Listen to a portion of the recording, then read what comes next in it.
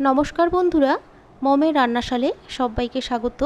আমার আজকের রেসিপি পনিরের ঝাল, সম্পূর্ণ নিরামিষ পনিরের ঝাল।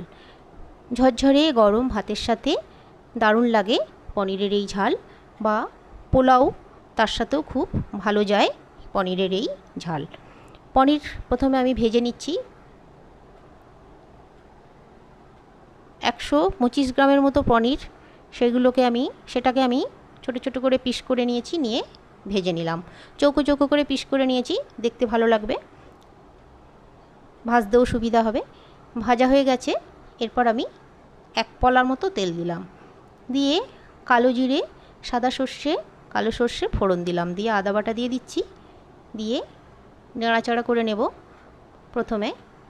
তারপরে অল্প পরিমাণ জল দেব, দিয়ে একটু নাড়াচাড়া করে কাঁচা লঙ্কা দিয়ে দিলাম। আপনারা আপনাদের প্রয়োজন মতো কাঁচা লঙ্কা ব্যবহার করবেন। আমি এখানে 4টে কাঁচা লঙ্কা দিয়েছি। এরপরে 1/2 চামচ হলুদ গুঁড়ো, 1/2 চামচ লঙ্কার গুঁড়ি দিয়ে পরিমাণ মতো নুন দিলাম, 1/2 চামচের মতো, দিয়ে খুব ভালো করে কষিয়ে নেব। নিয়ে পনিরগুলোকে ছেড়ে দেব। জলের পরিমাণটা কিন্তু এখানে 1/2 কাপের মতো রাখতে হবে। পনির বেশি সিদ্ধ করার কোনো প্রয়োজন নেই। রেডি হয়ে গেছে পনিরের ঝাল।